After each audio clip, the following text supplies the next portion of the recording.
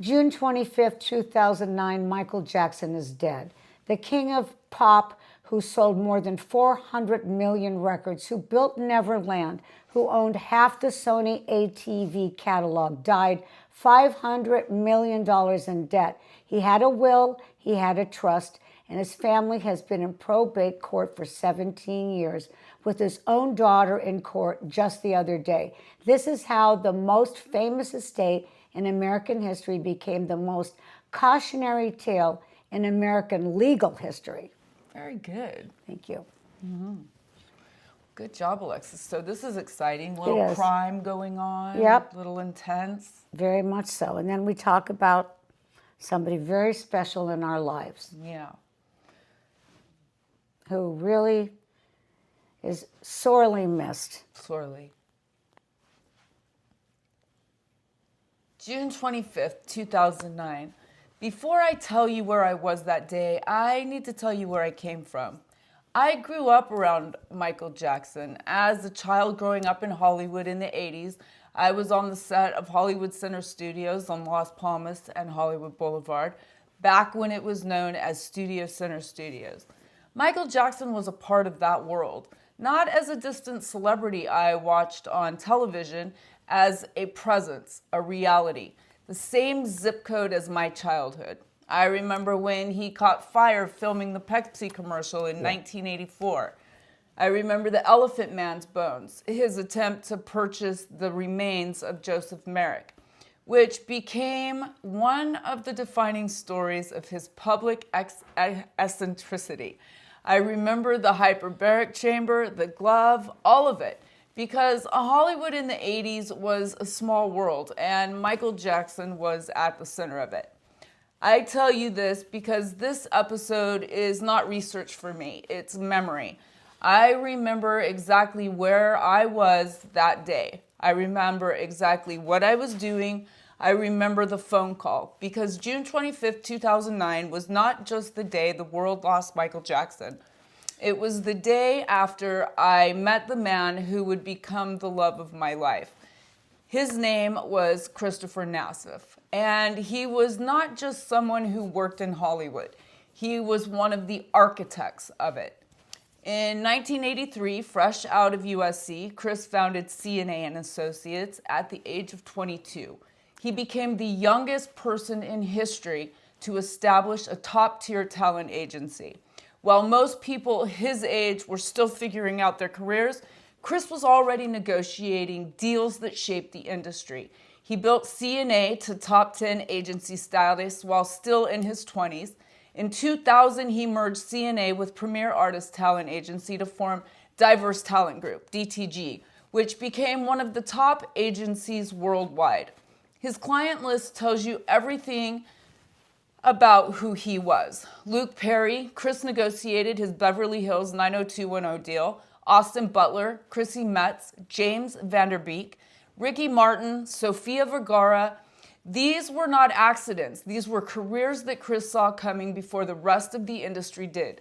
That was his gift, spotting talent before the world knew what it was looking at. Later in his career, Chris transitioned from agent to producer. As CEO of Diverse Media Group, he moved into packaging and producing television and film. He held a specific creative joint venture with Stan Lee's POW Entertainment, tasked with identifying and securing high-profile celebrity and athlete talent for a new superhero brands. He formed Insurrection Entertainment and had a first look deal with Cinedigm in 2018. He was not just adjacent to the entertainment industry at its highest level. He was inside of it, building it, protecting it, and watching with full clarity when the people who built it were being taken apart by the very system that was supposed to protect them. Chris understood something that most people in that world never fully grasped: the difference between generating wealth and owning it, the difference between building a legacy and protecting one. He saw the inside men who were working to dismantle legacies of the people he knew. And he knew better than almost anyone that the judicial war was always waiting for everyone, no matter how much they had built. When he passed away in 2022, the world lost one of the most extraordinary connectors in the entertainment industry has ever known. And this show is the conversation he knew always needed to happen.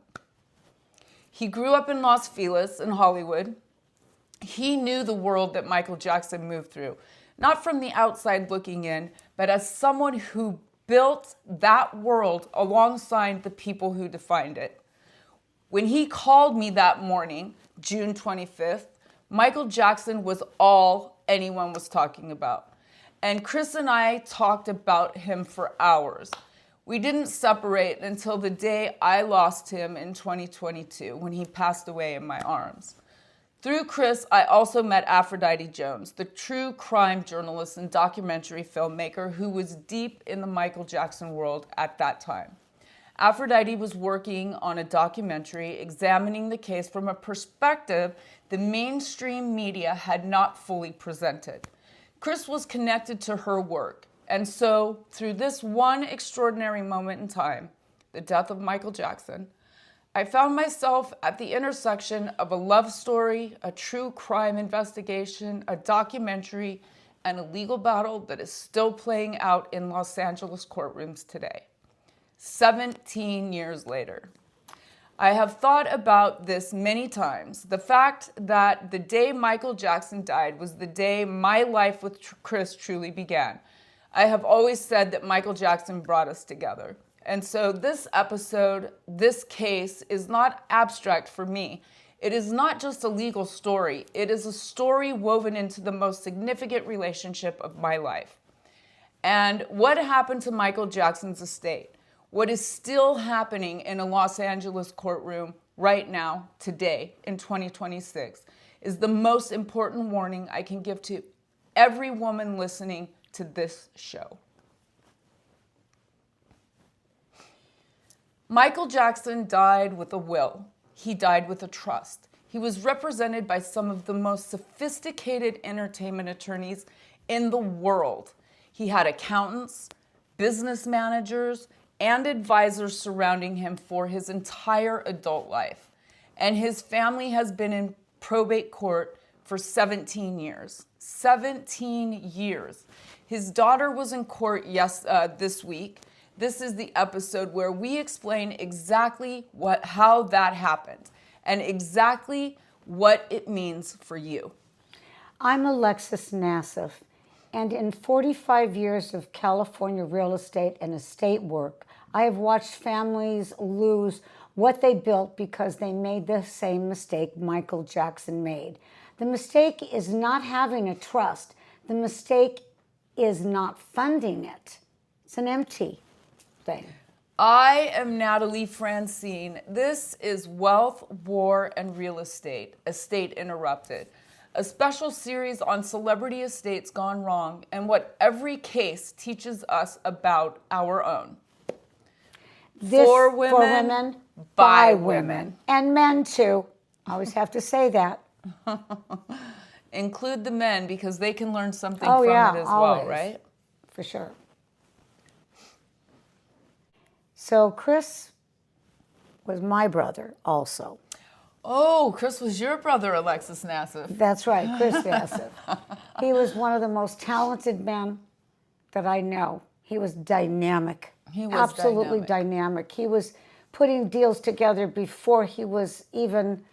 When he was working at the Greek theater, Yeah. introducing people to each other. True crime moment. Michael Jackson earned more money in a single year than most people will earn in 10 lifetimes. In 1996 alone, the year of his story tour, he generated over 100 million. Over his career, he sold more than 400 million records worldwide. Thriller remains the best-selling album in music history. And when the paramedics arrived at his rented home in Holmby Hills mansion on the morning of June 25th, 2009, the man who generated all of that was 500 million in debt. How does someone earn hundreds of millions of dollars and die $500 million in debt? The answer is a lesson in the difference between generating wealth and owning wealth. Michael Jackson's financial story begins with Sony ATV music publishing catalog. In 1985, he purchased ATV Music Publishing for $47.5 million, a deal that gave him ownership of the Beatles catalog among thousands of other songs.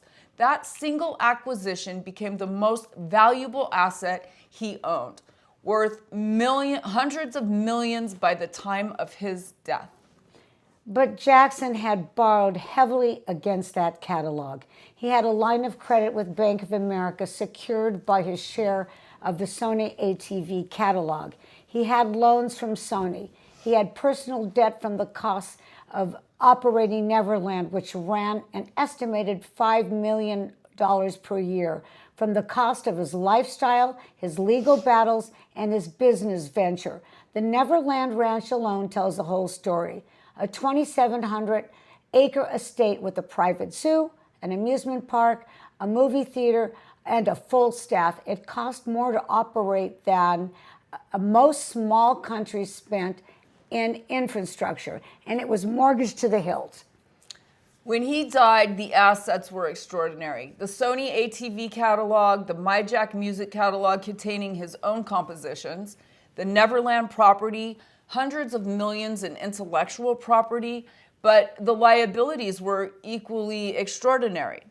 $500 million owed to banks, to Sony, to creditors of every kind.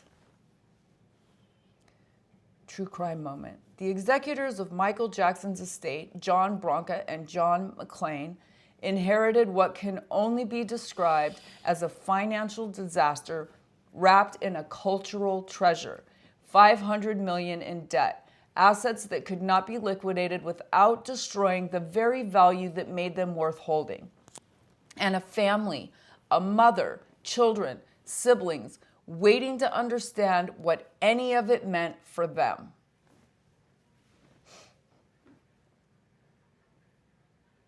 Now let's talk about the legal structure, because this is where the lesson lives. Michael Jackson had a will dated July 7, 2002. It named John Branca and John McClain as executors. It left his estate to the Michael Jackson Family Trust. It specified that his mother, Catherine, would receive financial support during her lifetime, and that his children would inherit through the trust. On paper, that is a complete estate plan. A will directing assets to a trust, named executors, specified beneficiaries. This should have worked. The problem, the catastrophic 17-year problem, is what Alexis just said. The will directed assets to the Michael Jackson Family Trust, but the trust was not funded. The trust existed as a document, but the assets, the Sony ATV catalog interest, the My Jack catalog, the real property, the bank accounts, were not titled in the name of the trust. They were held in Michael Jackson's name personally. When he died, those assets did not transfer to the trust automatically. They went through probate, a public court process in Los Angeles where anyone with a claim or curiosity could access the filings. The war. A trust is not a magic document. It is a legal container, and a container only holds what you put into it. Michael Jackson created the container, the Michael Jackson Family Trust, but he never transferred his assets into it. His will directed those assets to the trust at death, but assets held personally go through probate before they can reach the trust. That probate process, which should have been a formality, became a 17-year public legal battle that cost his estate tens of millions of dollars and exposed every financial detail of his life and death to the public record. True crime moment. In the weeks following Michael Jackson's death, the Los Angeles Superior Court became the arena for one of the most complex probate proceedings in California history. The estate owed $500 million. The assets were worth potentially billions, but only if managed correctly over time with extraordinary skill. The The executors had to simultaneously manage crushing debt, protect irreplaceable intellectual property, and navigate the griefs and demands of a family that had depended on Michael Jackson financially for decades.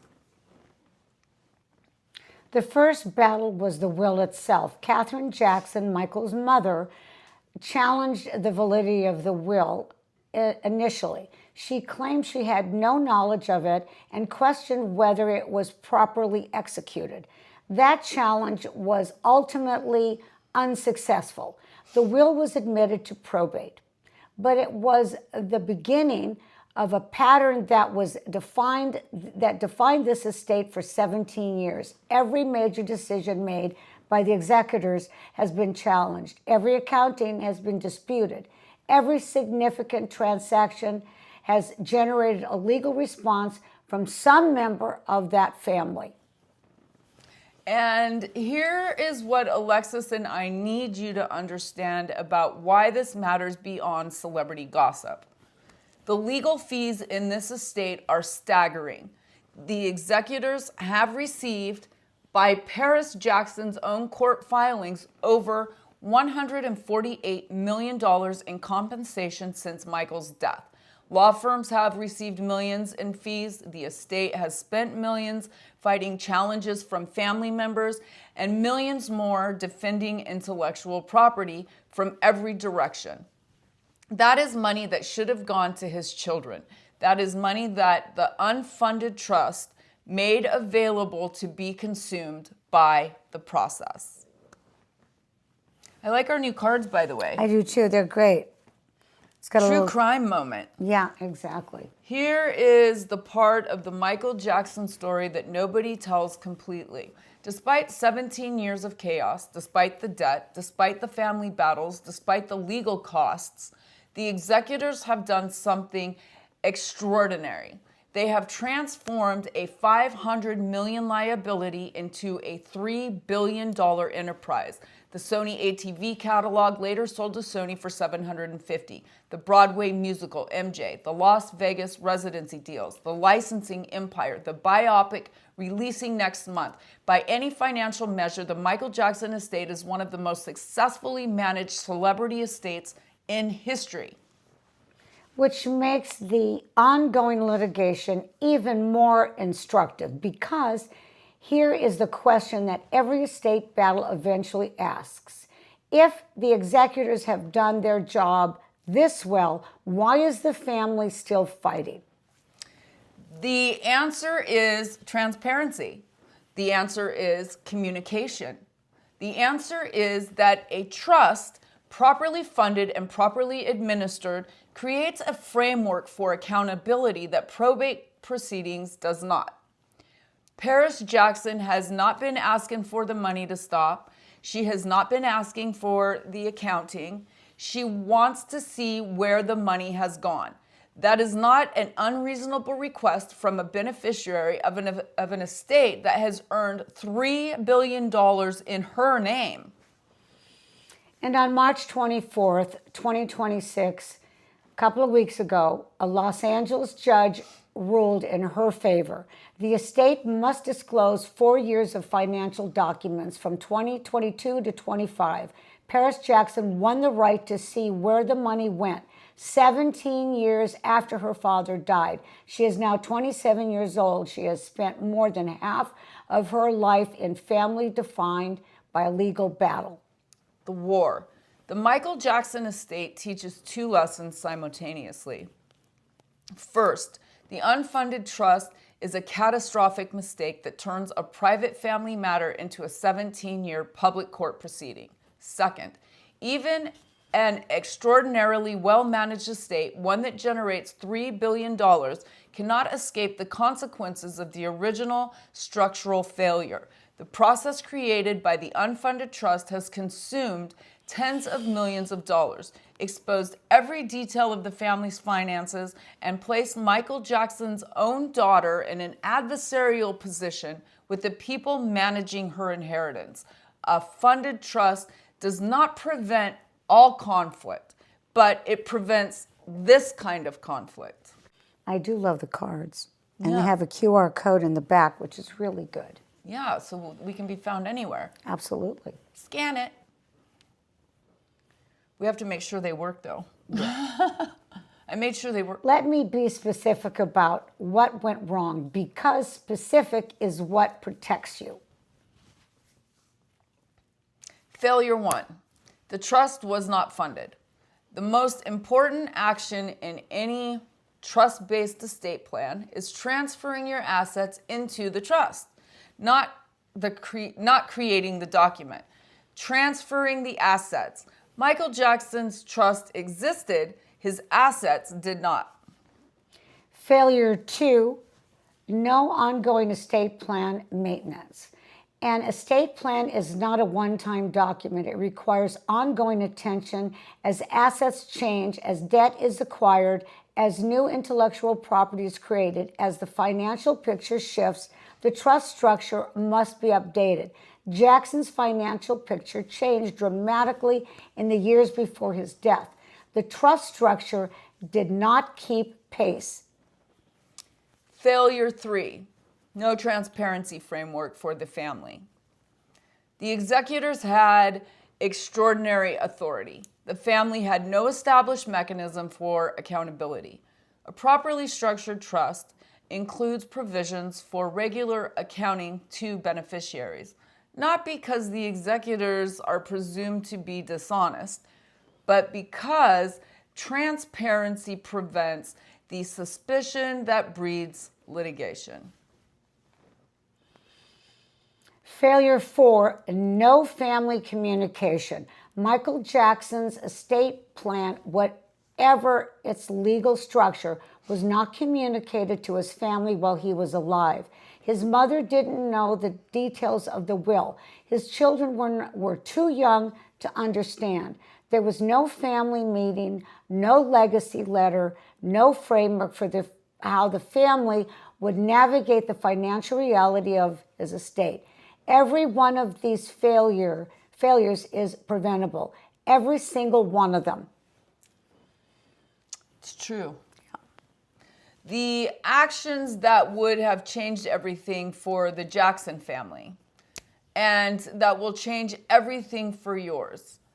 Fund your trust. Every asset that matters, your home, your investment accounts, your intellectual property, your business interest, must be titled in the name of your trust, not directed to it in your will. Titled in it now, while you are alive and able to sign the documents.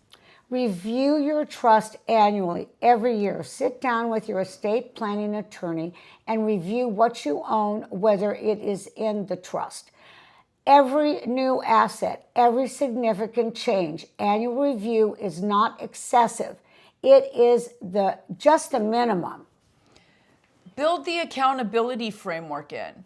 Require annual accountings from your trustee to your beneficiaries. Name an independent co-trustee for large, complex estates. Give your family the right to information, not because you distrust your chosen trustee, but because information prevents conflict. Have the family meeting while you're alive, while you are clear. Tell them what you have, how it is structured, and why. The conversation is uncomfortable. The litigation it prevents is catastrophic. Definitely. Yeah. Still have to do mine, finish it. You'll get there. You'll get it done. Eventually. Someday. Maybe While today. you're still alive. Well, and clear. And clear. And talking. Yes. And I talk and plenty. able to articulate. I want to come back to where I started, June 25th, 2009, the day Michael Jackson died, the day my life with Chris began. Chris understood what it meant to move through a world where enormous wealth and enormous vulnerability existed side by side. He understood in ways I only came to understand later that having money and protecting money are completely different skills. That the people who build wealth and the people who structure wealth are not always the same people. Michael Jackson built wealth that the world had never seen. He did not structure it, and his family is still paying for the price. Still paying the price. The lesson of the Michael Jackson estate is not about celebrity. It is not about fame. It is not about the billions of dollars. It's about a trust document that was never funded, an empty box that the family has been fighting over for 17 years because the assets that should have been inside it never made it. Do not let that be your story. Next episode, we go back inside the Michael Jackson estate, but this time we follow Paris, a 27-year-old woman who has spent more than half of her life fighting for transparency about the wealth her father left her. Episode 2, the Civil War. The 20-year question for this week. If you died tonight and the assets that matter most to you titled in your trust, not directed to it, not mentioned in your will, titled in it. And if the answer is no, what are you doing tomorrow morning to change that? I am Natalie Francine. This is Estate Interrupted. I'm Alexis Nassif. This is Wealth, War, and Real Estate. For women, by women. Thank you so much. Good See job. you next episode. This was a hard one, talking about Chris.